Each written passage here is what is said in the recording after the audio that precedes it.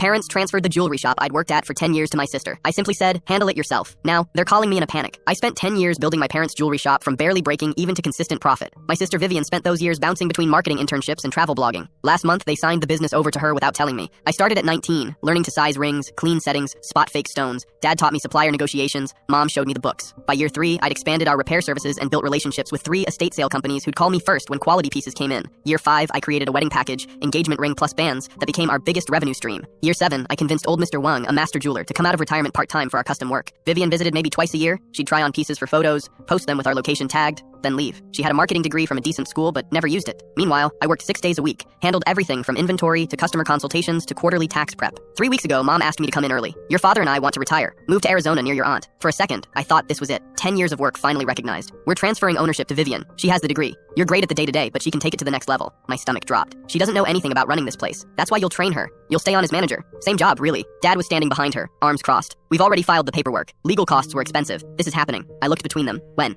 2 weeks. I nodded slowly and left without another word. That weekend, I reviewed what I'd built. The supplier contacts were in my phone, not the shop database. The estate sale coordinators had my personal cell. Mr. Wang worked for me specifically, on a handshake agreement. The customer database with anniversary reminders and preference notes existed in a spreadsheet on my laptop. The social media accounts were under my personal email. None of it transferred with the deed. Monday, Vivian showed up with a 3-ring binder. She'd made a presentation about modernizing the brand. Younger demographic, Instagram focus, trendy minimalist pieces instead of estate jewelry. I listened silently. Where's the repair station? She asked, looking around. Same place it's been for 8 years. That space would be better for display. We make 30% margins on repairs. Repairs are boring. She wanted to discontinue them. By Wednesday, she'd fired our part-time appraiser because we didn't need 2 people doing valuations. I was the other person doing valuations. Thursday, Mr. Wang called. Your sister told me custom work takes too long. She wants me doing resizes instead. I told him to do what he thought was best. He said he'd think about it. Friday, he texted me his resignation. Vivian found out when a customer came for a custom ring pickup. She stormed over. Why didn't you stop him from quitting? Because you're the owner now. Handle it yourself. Her face went red. Mom said you'd help me learn. I'm sure she did. Monday morning, I interviewed with Harrison Fine Jewelry across town. They tried recruiting me twice before. By Wednesday, I'd accepted their offer. Same pay, better commission structure,